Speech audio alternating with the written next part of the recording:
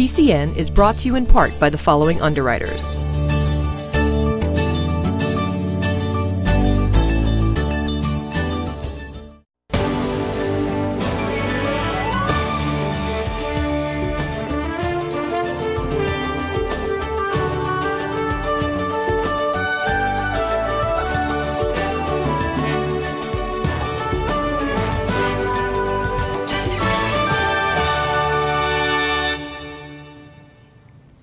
Welcome to another edition of PACTV Community News. Spring is finally here and stories are pouring into our news team. Yes, and tonight we bring you to the Lighthouse Cafe at Silver Lake High School, and we meet the new Arts Committee for the Pembroke Arts Summer Festival.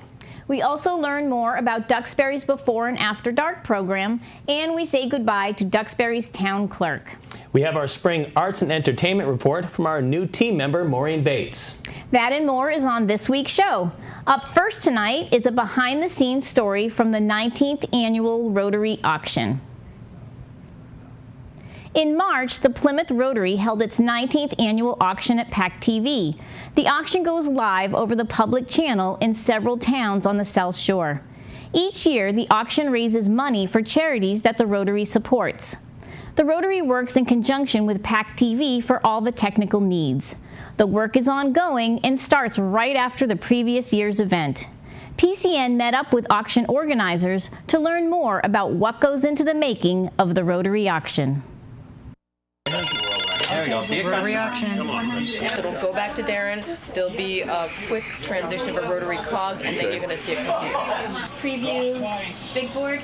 Chris, go to the next item. I'd like to welcome all of you to this 19th annual live TV auction. Thrilled to be here, and we're introducing the A board. To give you a little background, this is the 19th year of our auction, and we've raised over $850,000 in the past years. We have 70 to 80 Rotarians who work tremendously hard to raise as much money as we can that will go into local charities and also a few of our international foundations as well. Each year, PACTV works with the Rotary Club hand in hand. They handle the auction end. They've been doing this for 19 years and they do an amazing job. PACTV staff and membership work together to produce what we think is a pretty wonderful television production and over 20 hours of live TV throughout the weekend.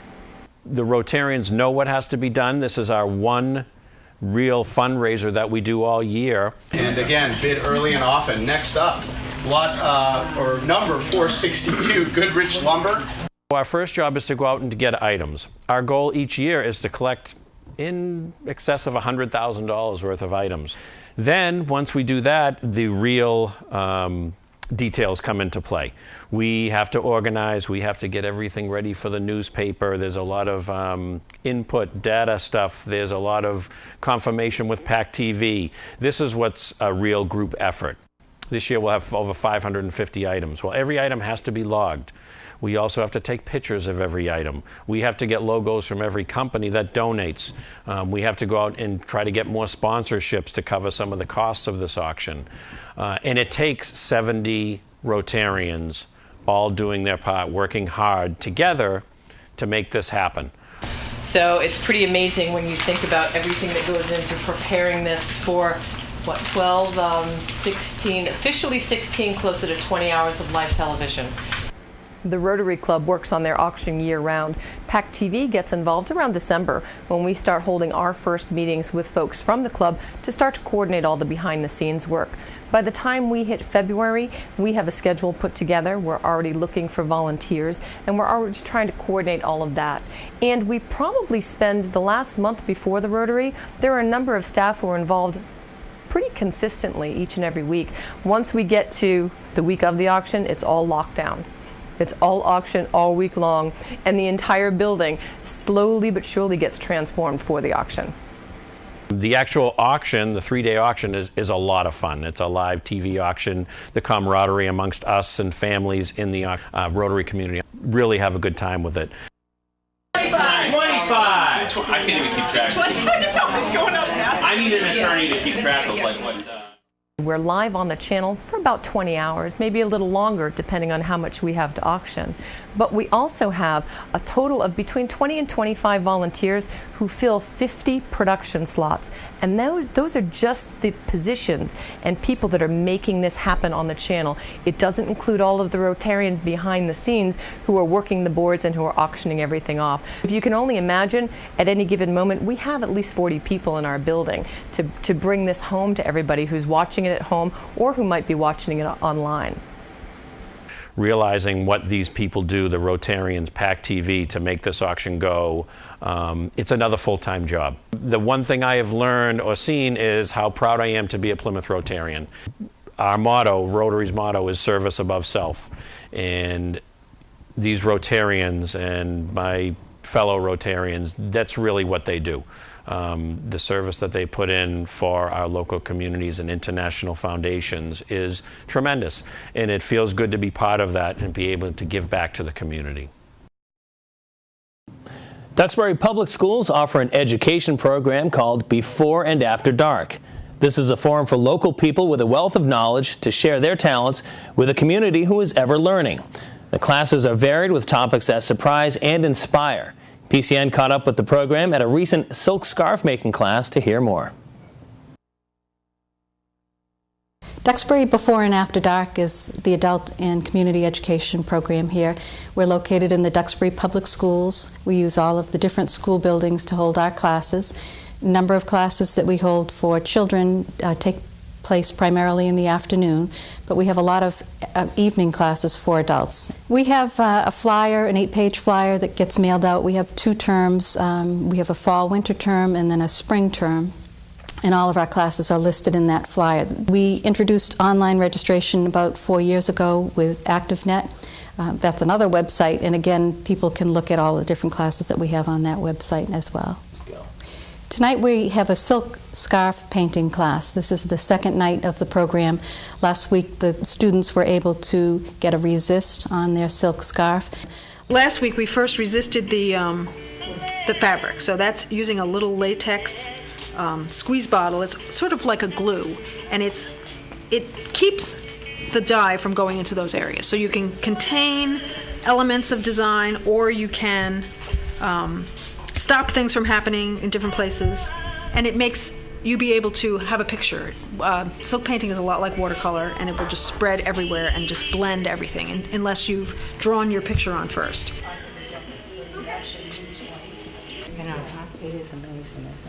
There's a couple of different techniques with silk painting that are that have an effect on the dyes. Water pushes and salt draws. You get an interesting effect from sprinkling salt on a piece of work that kind of looks tie-dye-y, and it draws the dyes in unusual ways and then collects it. Tonight is the night where they actually add the paint and the color, and by the end of the class they'll have a finished product. The instructor is going to bring it back to her studio and do some finishing touches, and then the students will be able to pick up the scarf. But it's a 2-night workshop, and they're able to come up with a very creative something that they can have for themselves or give as a gift, and it's a great way to use their creative talents. Before and After Dark really is an opportunity to get people in the community who like to teach along with people in the community who want to learn. So we're always looking for new and interesting classes. We have a number of old favorites that we run each term because people like to come back and take that class.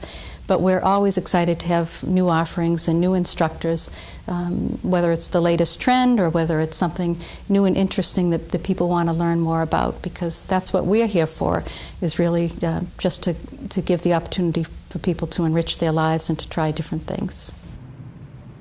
Silver Lake Regional High School offers an intensive culinary program teaching all aspects of being a chef. They also run a bakery and cafe that's open to the public. PCN met up with the culinary instructors to hear more.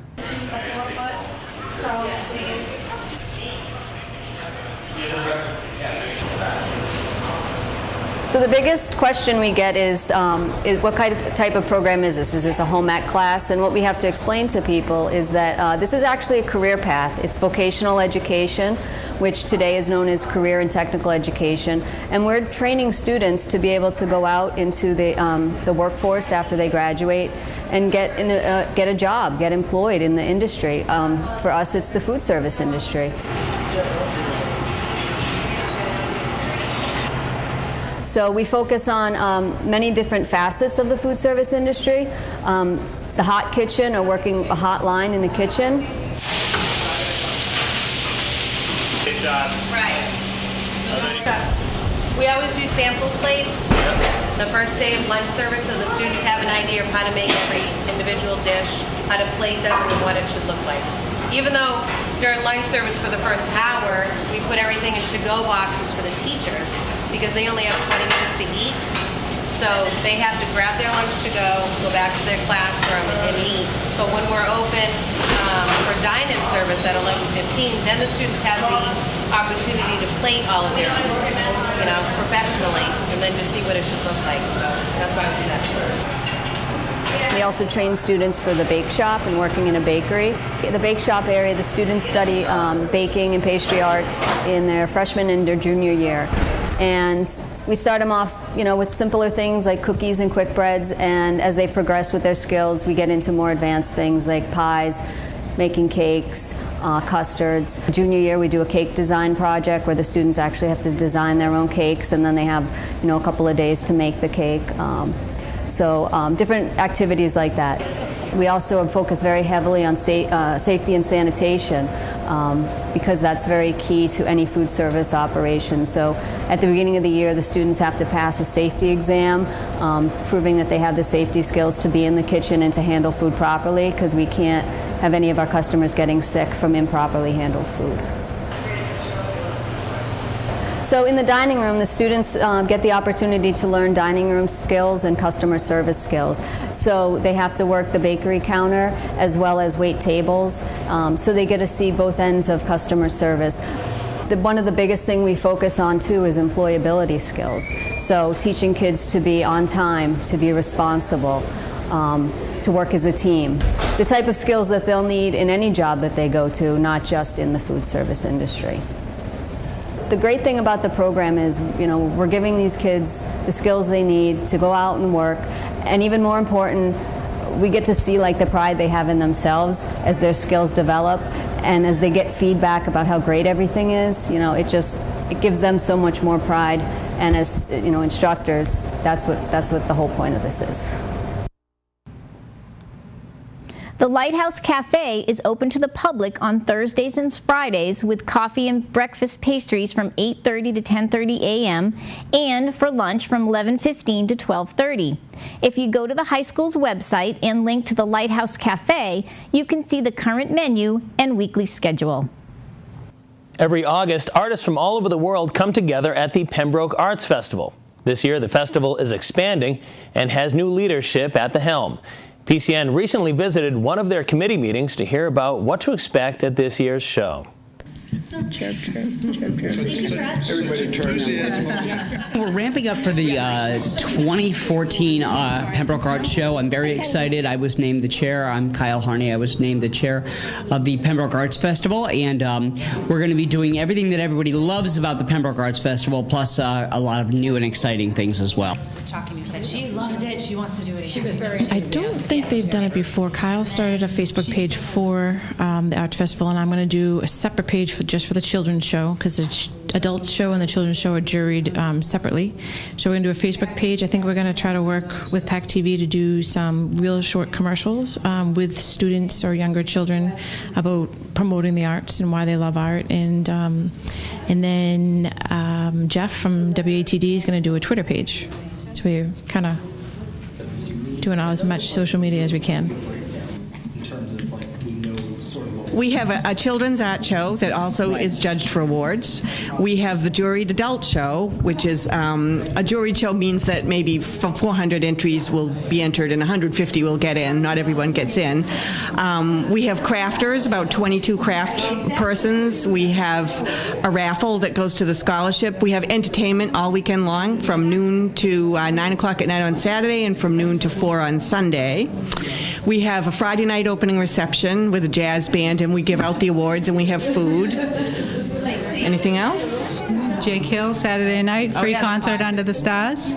Took over and did a great job. But it's a juried art exhibition, and it's inside now at the rec center, and it's got the most prizes of any of the art shows around. We have $3,700 in awards. We have a $500 Best in Show, and then we give first, second, third by category, and we have a lot of memorial awards as well. Everything that you loved about the show in the past, we're going to be doing, plus some new exciting things as well, including an antique car show and some other things too that I'm going to keep under my hat right now. Visit our website in about a couple of weeks, and we'll have updated prospectus on there, and our judges will be selected. Their bios will be on there. Tonight we had our committee meeting, kind of covering some of the bases and some of the nuts and bolts that aren't very interesting or artistic, but you need to have those things happen in order to get the show to be as magical as it will be, and that's what we anticipate. It's going to be a really great year, and you do not want to miss it. August 8th, 9th, and 10th on the green in Pembroke, Massachusetts. Don't miss it. Nancy Oates has been the town clerk in Duxbury for 31 years. She has had an accomplished career as well as a full home life. The town held a retirement party for her, and PCN attended to hear from her colleagues and family.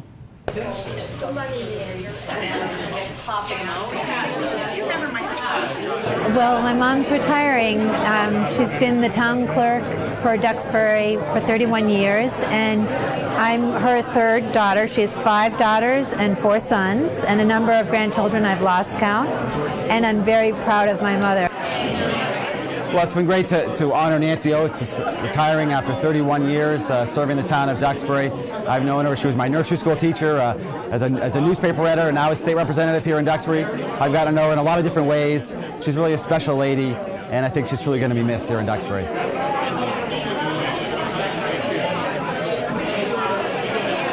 It's kind of breaking the chain for me, because every town hall I've ever worked in has always been a Nancy, so I don't know what I'm going to do now. Really enjoyed working with her, and she always helped me out with everything I needed. She's always been a wonderful aunt, a wonderful godmother.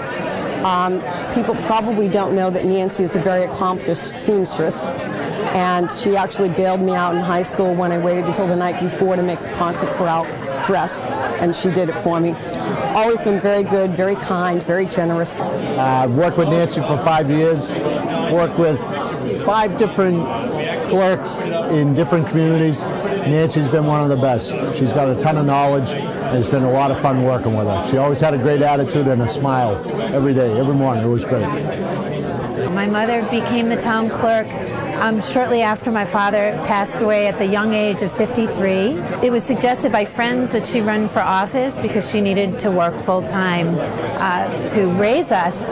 And so she ran for office. She's always been sort of a shy person, so that was challenging for her, but she rose to the occasion, and she won that election and has been in office ever since. And I think I speak for all my brothers and sisters. We're immensely proud of her, and she's shown us what it is to be a devoted wife, a devoted mother, and a very hardworking, virtuous person. And we are all very grateful to her for that. We wish her well. It's a well-earned retirement, and I think it'll be an exciting chapter for her life. PACTV offers youth summer workshops for children and teens. The workshops teach youth all aspects of documentary making, including scripting, shooting, and editing. There are 2 sessions for both beginning in July. For more information on the camp and to register, you can visit PACTV's website or call the station. Here's a little bit more on the camps.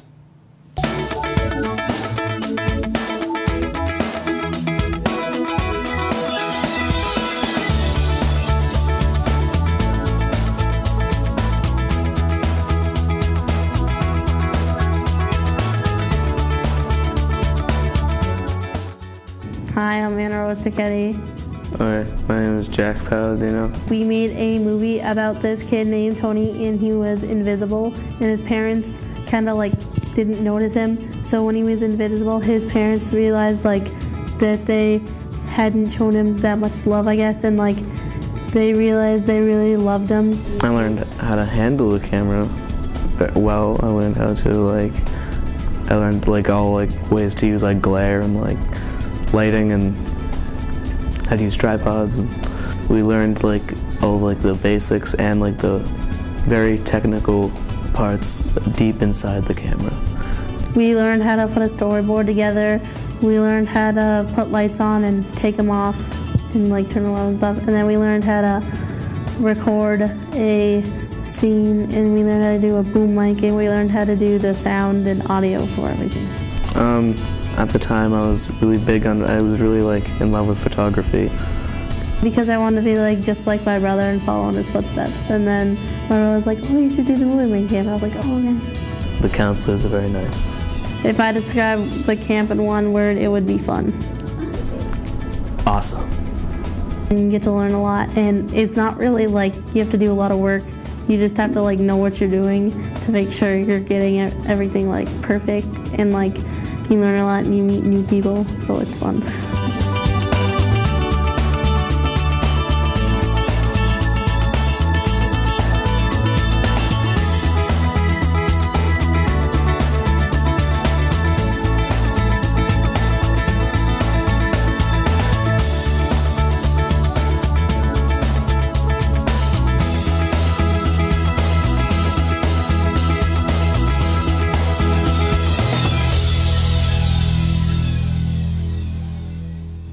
Welcome back, and we want to tonight welcome our new arts and entertainment person, Maureen Bates. Welcome to the team, Maureen. I'm glad to be here.